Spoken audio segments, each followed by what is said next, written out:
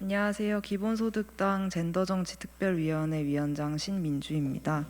지금부터 손정호 조주빈의 이입하는 양형기준은 필요 없다. 대법원 양형위원회 규탄 기자회견 시작하도록 하겠습니다.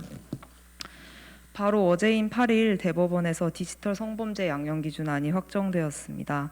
디지털 성범죄에 대한 솜방망이 판정과 N번방 사건 등의 조직적 범행이 사회에 논란이 된 후 만들어진 기준안이라 사회의 관심도도 높았습니다. 그러나 정작 공개된 양형 기준안은 현행법상 법정 최저형보다 낮은 양형이 가능하도록 만들어져 있습니다. 첫 번째, 아동 청소년 성착취물 범죄의 양형 기준은 다음과 같습니다.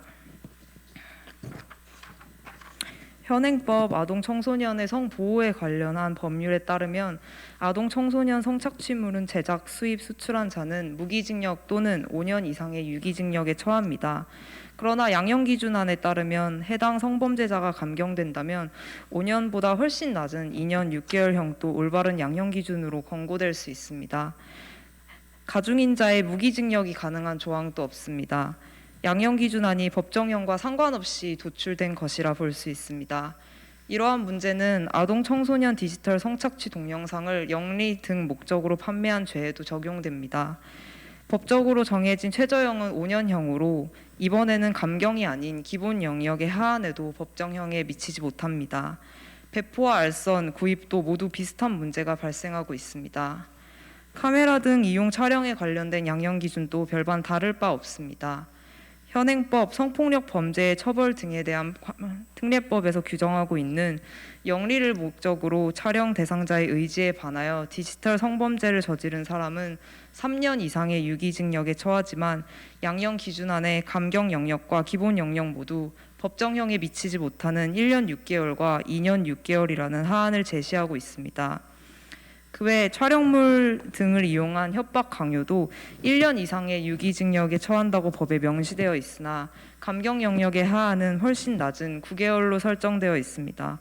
강요 또한 법적으로 명시된 3년 이상의 유기징역보다 낮은 기간인 1년 6개월로 감경 영역의 하한이 정해져 있습니다. 법정형과 양형 기준 안의 괴리는 그 자체로도 커다란 문제이지만 전체 범죄의 권고 양형을 전반적으로 낮춘다는 커다란 문제가 있습니다. 이러한 문제는 디지털 성범죄뿐만이 아니라 일반 성폭력에서도 끊임없이 반복되는 문제이기도 합니다. 만일 대법원 양형위원회에서 진정으로 여성을 대변하고 솜방망이 처벌이라는 사법부에 오명을 벗고 싶었다면 새로 만들어진 디지털 성범죄 양형 기준을 최소한 법정 최저형이라도 맞추었어야 했습니다. 감형의 사유로 인정되는 개별 인자들을 살펴보면 더욱 큰 문제들이 많습니다. 실제 감형 요인으로 가장 많이 고려되는 특별 감경 인자, 행위 인자에는 촬영물의 내용을 쉽게 파악할 수 없거나 이에 준하는 경우가 포함되었습니다. 단순히 화질이 좋지 않은 경우이거나 가슴 또는 성기, 다리만 찍어 본인 이외의 피해자를 특정하기 어려운 경우도 촬영물의 내용을 쉽게 파악할 수 없는 경우로 인정될 소지가 있습니다. 비록 불법 촬영 피해자가 누구인지 특정하기 어려운 상황일 수는 있지만 화질이 좋지 않은 것이 가해자가 피해를 경감시키기 위한 조치가 아닌데도 감경 요인으로 인정할 수 있는지 의문입니다. 더 나아가 가슴이나 성기, 다리만 찍었을 경우 불법 촬영 피해자가 누구인지 알 수는 없지만 성범죄 자체가 성적 자기결정권을 침해하는 행위에 대한 죄라는 것을 고민했을 때 피해자 특정 여부만을 가지고 감경을 선택할 수 있을지 의문입니다. 처벌 불원이 아동 청소년 성착취물 범죄에 대해서는 비교적 감경 요인으로 덜 반영되는 일반 감형 인자로 바뀌었습니다. 그러나 여전히 성인 대상 디지털 성범죄에는 특별 감경 인자에 포함되어 있습니다. 처벌 불원의 해석은 대부분 피해자가 합의를 했는지 여부에 달려 있습니다.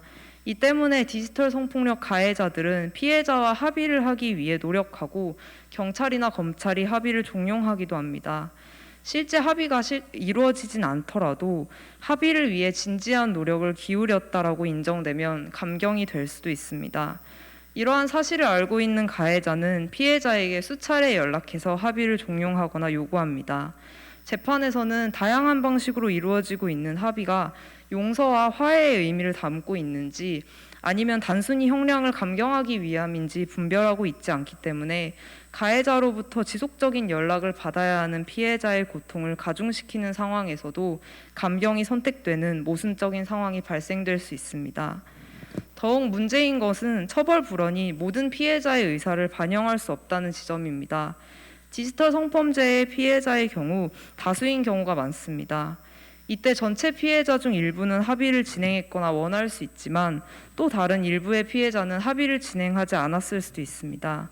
또는 피해자 중 일부는 자신이 디지털 성범죄의 피해자가 되었다는 사실조차 인지하지 못하고 있을 확률도 존재합니다.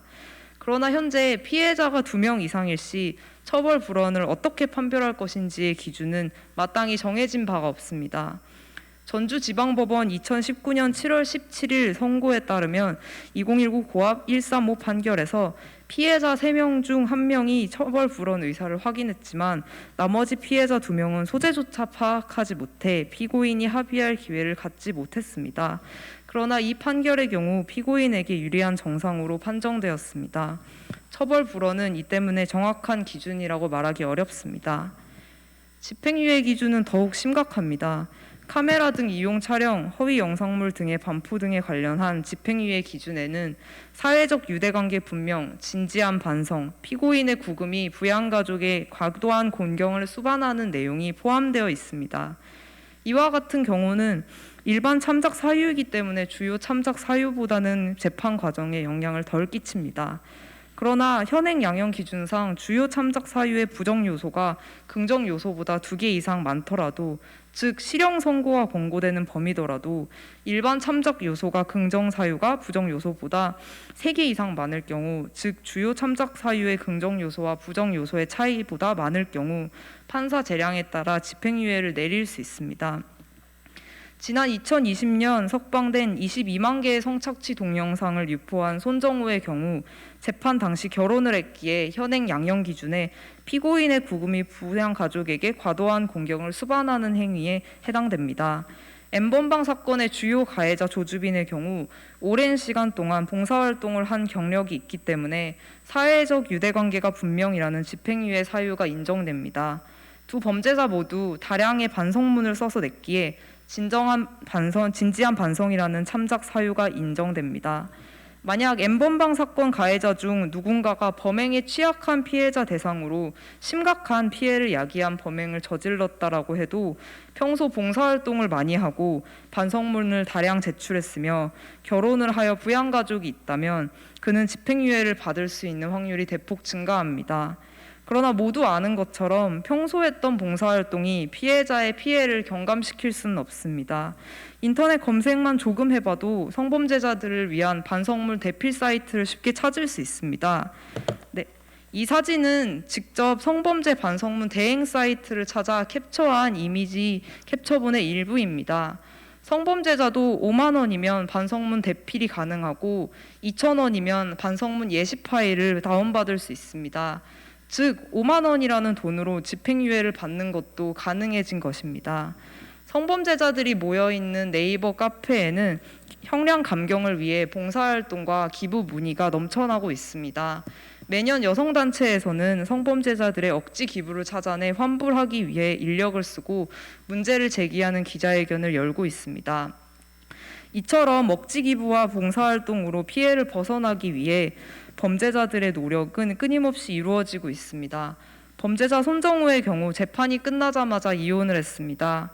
이 모든 것은 그간의 법의 허점과 양형 기준의 허점이 얼마나 깊었는지를 보여줍니다. 조주빈과 손정우를 겪고도 또다시 손정우와 조주빈에게 솜방망이 처벌을 내릴 수 있는 양형 기준이 만들어졌다는 것에 깊은 유감을 표합니다. 젠더정치특별위원회는 어느 것 하나 바뀌지 않은 관성적인 양형 기준을 만든 대법원 양형위원회를 규탄합니다. 마지막으로 다음의 2가지를 양형위원회에 요구합니다. 첫 번째, 양형위원회는 성범죄 전반에 대한 양형 기준을 개정하여 법정 최저형과 형량 양형 범위의 하한선을 동일하게 맞추어라.